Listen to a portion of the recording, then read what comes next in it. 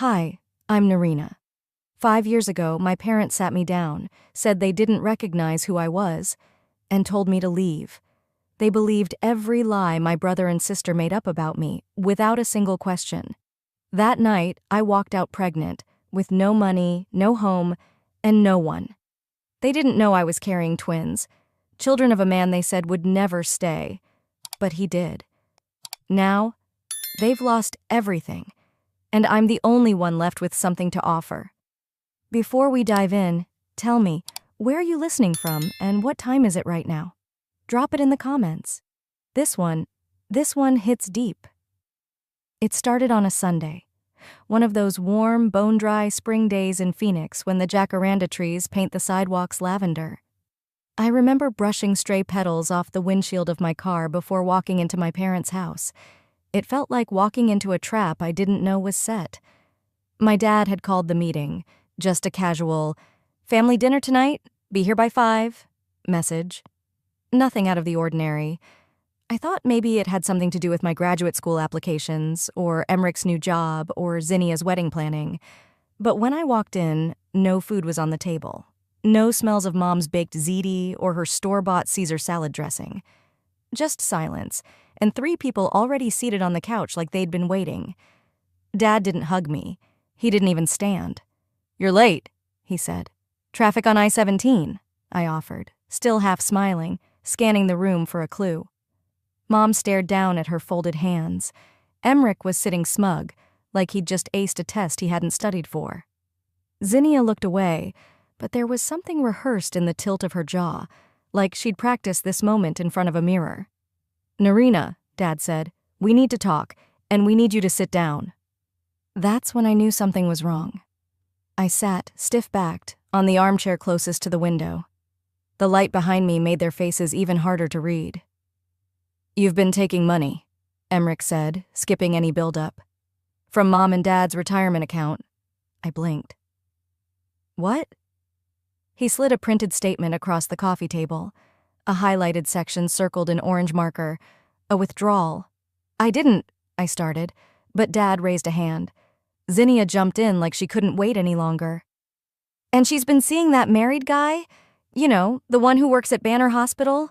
She tried to sleep with my fiancé, too. He told me everything." I couldn't breathe. My hands gripped the fabric of my jeans. "Are you serious right now?" I looked at her, at all of them. "You think I would touch your fiancé, or steal from our parents?" "Don't lie, Narina," Mom said softly, eyes still down. "You've changed. We don't recognize who you've become." "No one asked me," I said, louder than I intended. "You're just sitting here, throwing out accusations like they're facts." "Enough," Dad said. "We had a long talk. We've made a decision." Then came the sentence that cracked the floor beneath me. "We're removing you from the family trust, and we think it's best you leave tonight." Leave. Tonight.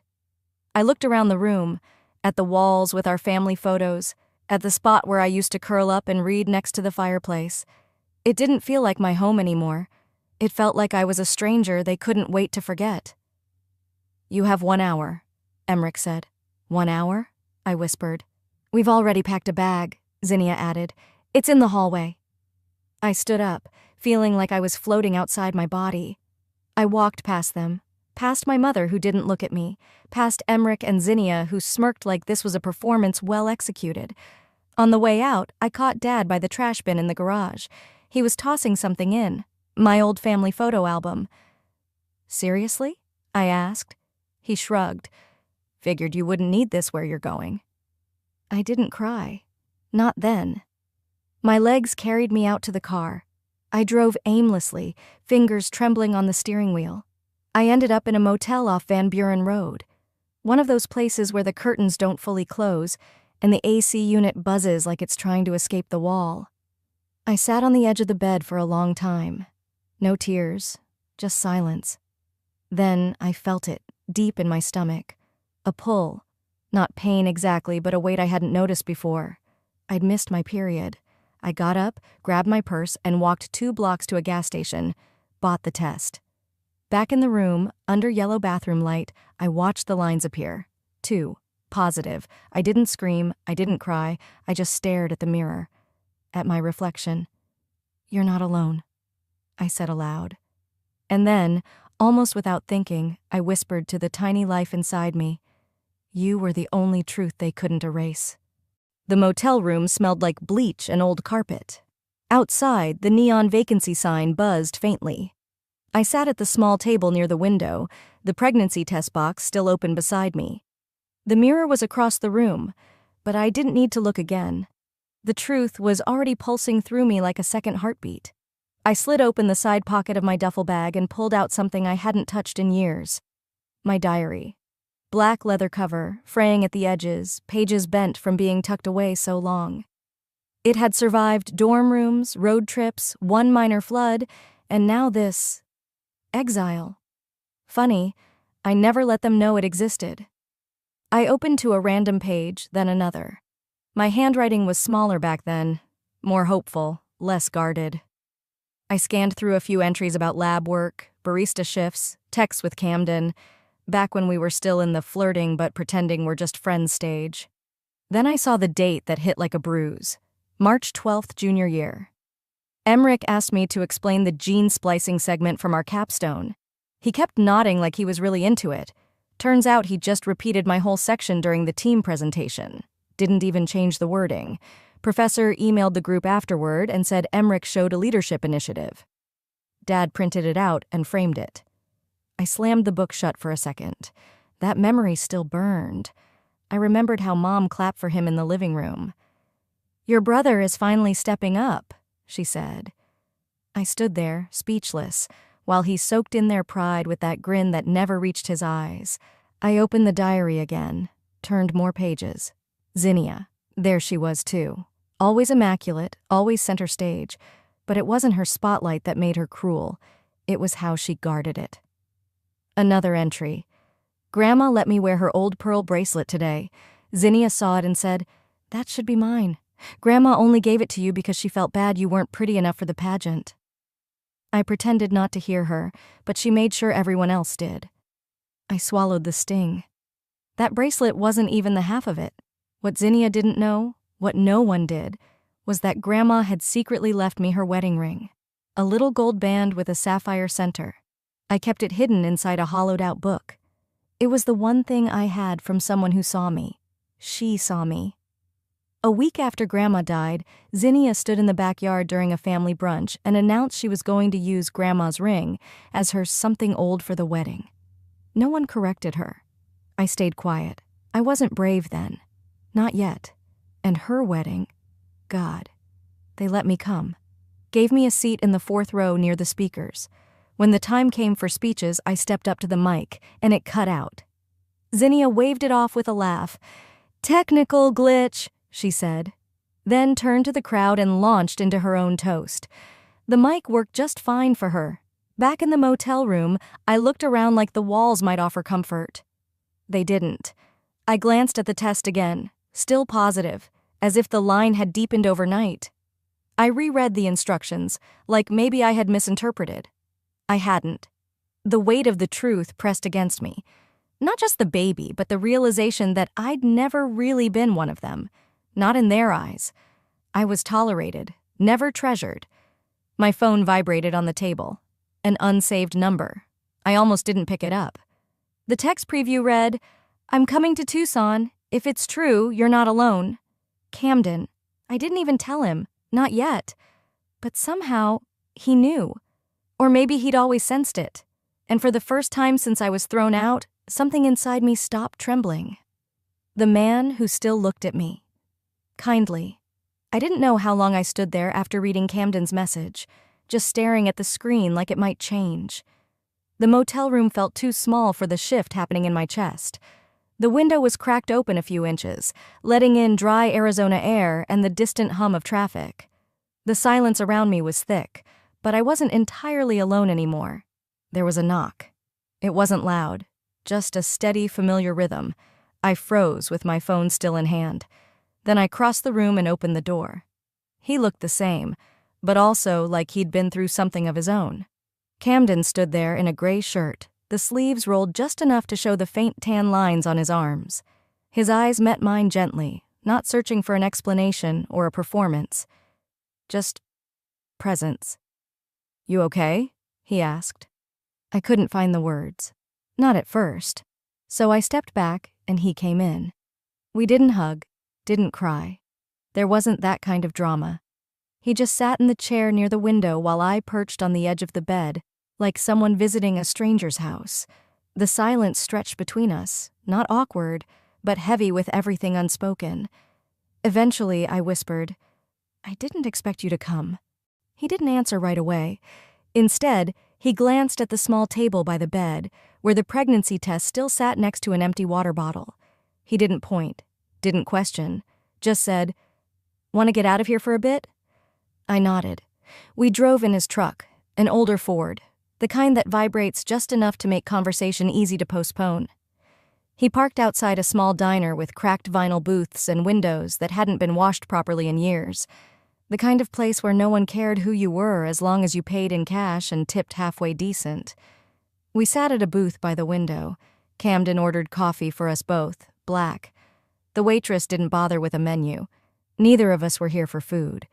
He looked at me once the coffee arrived and said, "You don't owe me anything." "I'm pregnant," I said. I didn't even ease into it. He didn't blink, didn't flinch. He just reached for a paper napkin, grabbed a pen from his jacket pocket and scribbled something, then slid it across the table. One word. "Together?" I stared at it like it was a language I hadn't seen in years. "I don't want to run," he said. "Not from this. Not from you." I laughed, a short breath that wasn't quite humor. "You don't know what you're signing up for." "Maybe not, but I know what I walked away from." He told me then, about his family, old money from the Northeast, vineyards and biotech patents and expectations thicker than blood. They wanted him to marry the right girl, invest in the right projects, say the right things at the right gala. He'd left it all. "You don't know this," he said, "but I saw the way your brother talked over you during that university pitch event. I saw the slide deck you made. I knew whose work it was." My fingers tightened around the coffee mug. I hadn't thought anyone had noticed. Emmerich had strutted across that stage like he'd built the whole concept. My name wasn't even in the footnotes. "He took the credit because he knew they'd believe him more than you," Camden said. I looked out the window. A teenage boy in a hoodie crossed the parking lot, skateboard in one hand, headphones around his neck. The world was still spinning. Life was still moving, even after everything had come apart. "Zinnia used to tell people I was the weird one," I said, almost smiling. "She used to say I was Grandma's favorite because I liked books more than parties." "She resented your closeness with her?" "She resented that I didn't need her approval to breathe." He nodded. We talked for nearly an hour. No interruptions, no performances, just truth, told plainly between sips of bad coffee. I told him about the trust being rewritten, about the accusations, about the hour I was given to leave, and the photo album that landed in the trash. I told him about the motel and the nausea and the mirror and the test strip that confirmed something terrifying and holy all at once. I didn't cry. I couldn't. I'd cried all I had to cry before I even called the front desk for extra towels. When we left the diner, the sun had started its slow descent toward the west. The air had cooled, but the sidewalk still radiated heat. We walked past the edge of the lot, where the pavement gave way to desert brush, cacti, tall and stoic, like silent witnesses. He didn't rush the silence. He let it stretch. Then he reached for my hand. "I'm not asking you to forgive them," he said, "but I'd like to help you build something better." I didn't answer, but I didn't pull away either. I looked down at my stomach, then up at the sky, open and endless. The next morning, I sat up slowly on the pull-out couch, sunlight slipping through the blinds of Camden's apartment. It wasn't a luxurious place. 2 rooms, bare walls, a coffee maker that grumbled louder than it brewed. But it was the first space in weeks where I'd woken up without flinching.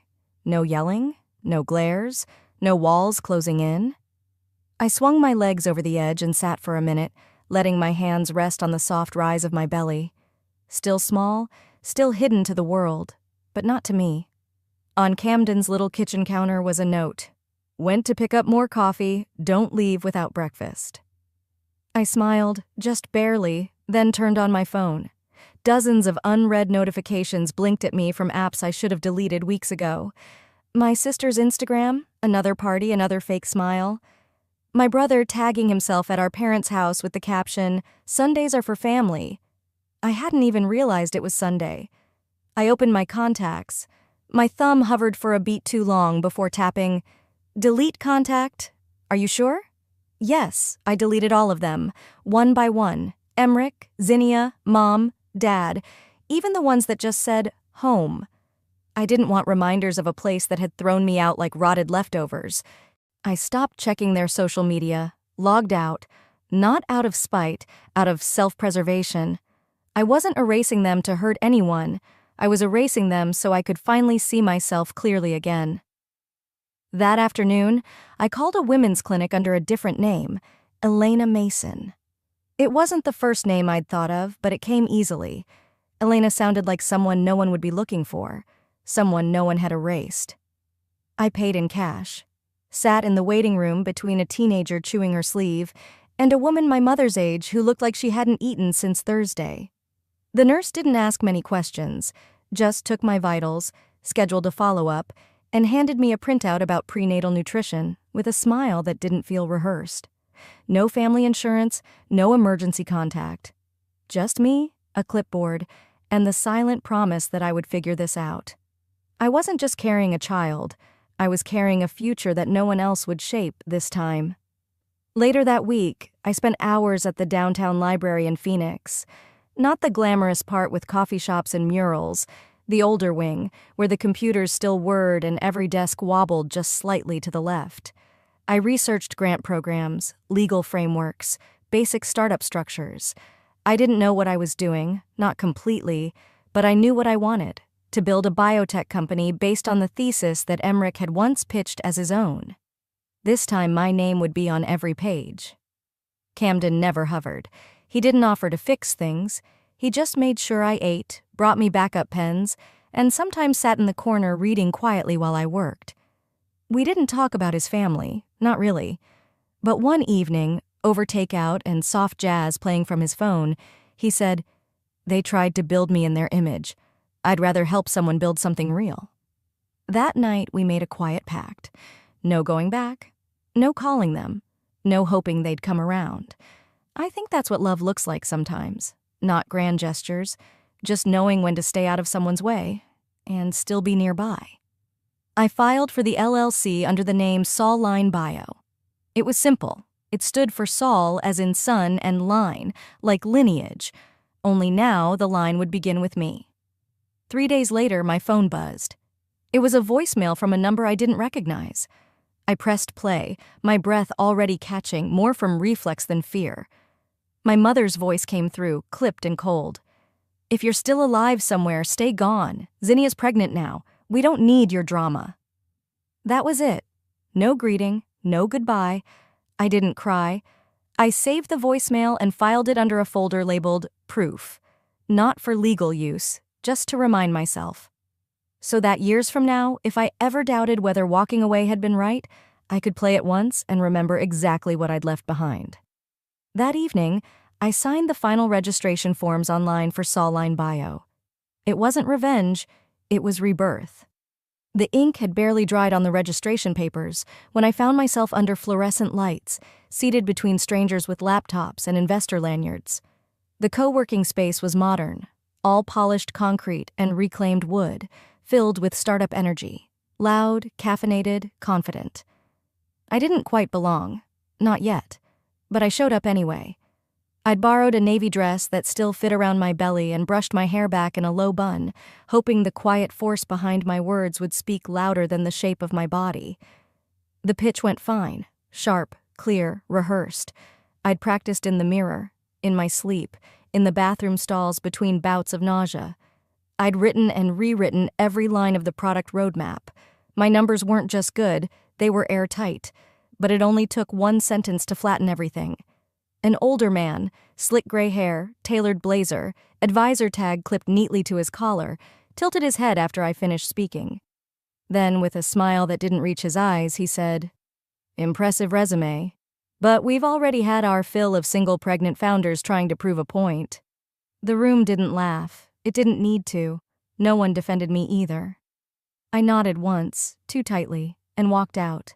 Outside, the Arizona sun had softened into gold, but my lungs burned from the inside. I didn't let myself cry. Not yet. I pressed my hand over the place just beneath my ribs, the place where a second heartbeat lived, and told myself, keep walking. I made it as far as the bus stop before the nausea won. Bent over near a trash can, I retched until my throat was raw. Someone behind me, a woman in a stiff blouse and judgmental perfume, clicked her tongue and muttered, "Girls like that shouldn't breed." She didn't say it to me. She didn't have to. I found the nearest coffee shop, slipped into the restroom, and locked the stall. The cold of the toilet's water tank was the only solid thing to lean against. I didn't sob. It was worse than that. Silent tears, so still I barely noticed until I tasted salt. My hands shook as I reached into my wallet. Hidden behind a card I never used was the photo I kept for no reason I could explain. Me and Grandma Junia at Zinnia's wedding. We were both laughing, caught mid-smile. I'd worn a teal dress that day. She'd worn lavender. I looked closer. I always looked at her face, but this time I saw my own hand in hers. A moment I'd forgotten. Her palm tucked something into mine. A ring. Not just any ring. Hers. The one she wore when she married Granddad. The one she told me would be mine someday because you see people for who they are, not what they want from you. But at the will reading, it was Zinnia who showed up wearing it, smug as ever. Grandma said it belonged to the first daughter to marry, she'd announced, and no one questioned her. No one looked at me. I never said anything. I'd let the lie live, because back then, I still thought keeping the peace meant keeping the family. I folded the photo and tucked it back into my wallet like it was armor. When I stepped back outside, the sky was orange-mauve, the streetlights flickering to life one by one. I walked without a destination, letting the city carry me forward. By the time I reached the quieter part of downtown, I found a bench near a dry fountain. I sat, opened my notebook, and wrote. Not to my parents, not to Emmerich or Zinnia. I wrote to the people I hadn't met yet, the ones who might back Soulline Bio. I told them about the science, yes, but I also told them about the kind of founder I was becoming. You won't find someone more relentless, I wrote, than a woman who built everything after being told she was nothing.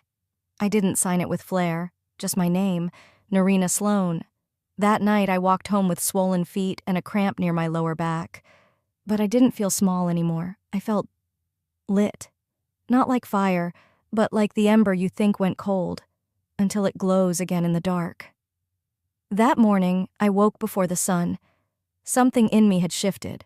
Not dramatically, not like a movie moment with swelling violins, more like a quiet hardening, the kind that doesn't melt when someone apologizes late or says, "But we're family." I sat at the corner table in the shared workspace, laptop open, tea cooling beside me. I adjusted the font on my pitch deck again, not because it needed it, but because I wanted it to feel intentional, deliberate. Every slide told two stories, the science and the survivor. When I added the final line, founded by Narina Sloan, Ph.D., in progress, because being erased doesn't mean you disappear, I didn't hesitate to click save. That evening, the virtual startup showcase kicked off. 100 hopeful founders in boxes on a screen, dozens of muted judges. Camden sat just outside my frame, not offering help, just steady presence. I waited my turn. When my face filled the main window and I began presenting, I didn't lead with trauma. I led with data, precise, forward-thinking, clean. Then I told the why. I built this not in spite of what I lost, but because of it. Slide by slide, I mapped out a vision for the kind of biotech product that could quietly change women's lives, low-cost early hormone detection for underserved clinics. The chat pinged. Reactions, questions. Then one judge leaned forward. He looked barely older than me, sharp suit, sharper smile.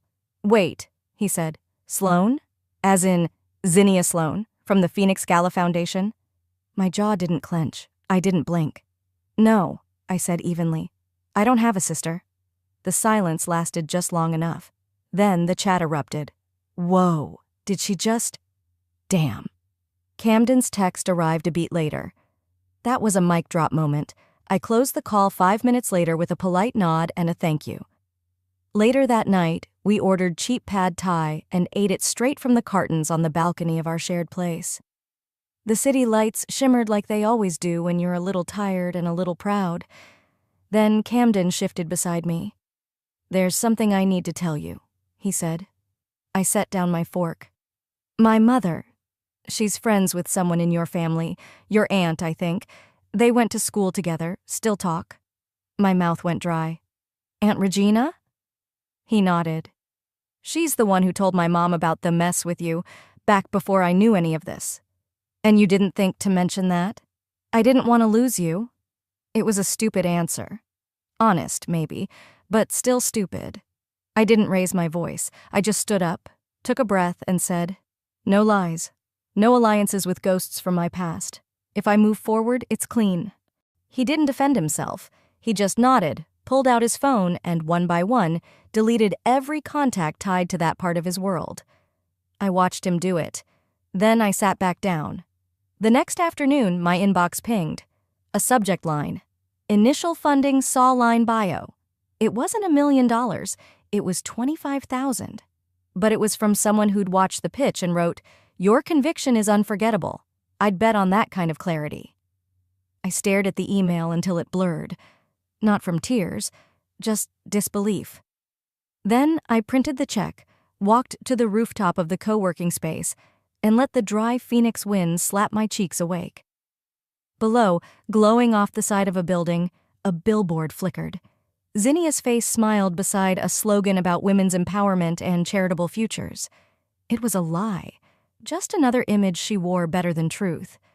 I folded the check in half, slid it into my blazer pocket, and whispered, "You can't erase what I've built just because you screamed louder first."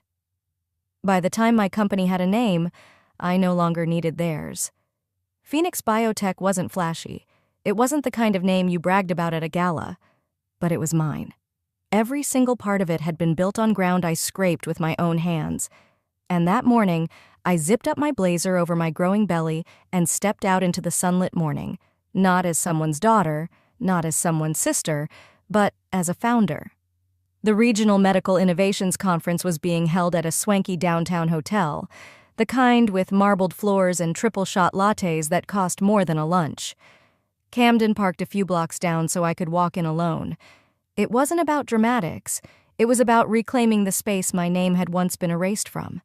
But nothing prepared me for what I saw. Right outside the main conference hall stood a 10-foot-tall banner, silk-printed and perfectly lit, that read, "Women Leading the Future of Health, sponsored by the Zinnia Sloan Foundation." And right there, front and center, was Zinnia's face, head tilted slightly, eyes modest, arms crossed like she knew exactly how to pose for legacy. Below that, quotes. Words pulled, word for word, from my thesis abstract. No attribution, no footnote, no mention of Phoenix Biotech. I stood still long enough that someone brushed past me and muttered, "You okay?" I wasn't, but I nodded. The moderator called the next name on the mic, mine. I walked past that banner without touching it, without looking back. Inside, the panel sat neatly arranged on stage. Zinnia was absent, of course. She only lent her face, never her presence, unless there was applause waiting. As I stepped up to the lectern, the room hushed. I clicked the remote. Slide 1. Data charts. Hormonal response mapped over trimesters. Slide 2. Underserved patient response rates in rural clinics. Slide 3. A photo. My hands cradling my stomach. A sticky note on the mirror that read, "You're not invisible. They just can't see what you're building yet." I took a breath. Then I spoke. "I wasn't invited to this panel," I said, steady. "But I built the science you're funding. Not with a dynasty. Not with a PR firm. With a body no one believed could lead, and a voice they tried to drown in family shame." No one moved. I ended with the final slide. A time-stamped email thread showing the first draft of my thesis, years before the foundation was created. Then I stepped down. Camden met me at the foot of the stage, phone in hand. He'd been recording, already uploading, already captioned, "The right twin built it." The tag caught like dry brush fire. My inbox began to fill before I even reached the parking garage. We made it to the car just as the sun dipped low, that kind of gold that makes everything feel warm even when your stomach is turning. Until I saw the windshield, spray paint in red, "Backstabber, Trash Mom, Shame to the Name." I stood there, not stunned, just still. Camden rushed forward, cursing under his breath, but I walked calmly to the driver's side. There, under the windshield wiper, was an envelope with my name in perfect cursive. Inside, a cease and desist letter, accusing me of defamation, demanding takedown of all posts, threatening to sue. At the bottom, Zinnia's signature. Camden's face flushed with fury. "Do you want me to call the police?" I didn't answer. I reached into my bag and pulled out a folder, thicker than hers, heavier. Inside, screenshots of time-stamped research files, email threads with advisors, grant receipts, statements from lab assistants, copies of old mentorship logs, all with her name falsely attached to my work. I closed the folder slowly, tucking it under my arm. "Let her try," I said. "Let her swing first." I turned to Camden and smiled, soft but sharp, because I brought the fire this time. The lawsuit was already drafted. I just hadn't hit send. Until now. And once I did, everything moved faster than I could have imagined. The silence between me and my family became legal paperwork. The ache in my chest became evidence. The sleepless nights, depositions. I arrived at the Phoenix courthouse early that morning. The air was dry, the sky clear in a way that made everything feel sharper.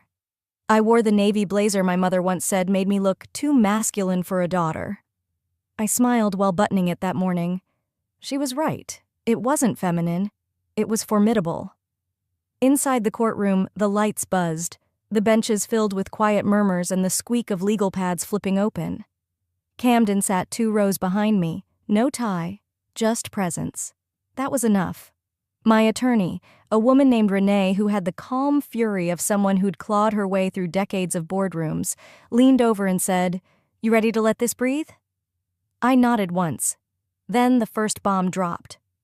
"Your Honor," Renee began, "we're not just bringing forward intellectual property theft.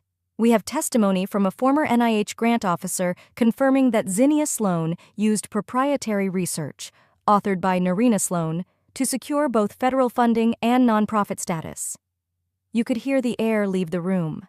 The judge, a sharp woman with tightly coiled hair and a sharper gaze, didn't blink. "Proceed." And just then, the doors opened. Zinnia entered wearing a cream-sheath dress and sunglasses that didn't match the fluorescent lights. Her heels clicked slowly as if she were still on a stage. When her eyes met Camden's seated form behind me, her jaw locked. She hadn't expected him to stand by me. That was her mistake. Zinnia's legal team, all polished teeth and performative civility, tried their angle. "This is a tragic misunderstanding among family," one of them said. "Grief, sibling rivalry, confusion over academic boundaries." I stood. The courtroom grew quiet again. "I'd like to submit additional evidence," I said. My voice didn't shake. I walked up to the bench, pulled a small USB from my purse, and handed it to the clerk. "Audio files," I explained. "Conversations recorded outside my old bedroom. I had no idea they were being said loud enough to capture, but they were." The judge raised an eyebrow. "And what do these recordings contain, Miss Sloan?" My mother, my sister, my aunt, all discussing how to cut me out, because I was too stubborn to control. I didn't cry. I didn't need to. I saw it ripple through the room, the unease, the shock. And in a strange, quiet flash, my mind pulled me backward. A younger me, sitting cross-legged on my childhood bed, the sound of laughter from the hallway. I remember freezing, hearing my mother say, "She's not smart, she's just difficult, like her father." That night, I'd curled into the smallest shape I could manage. But here, in this room, I stood tall.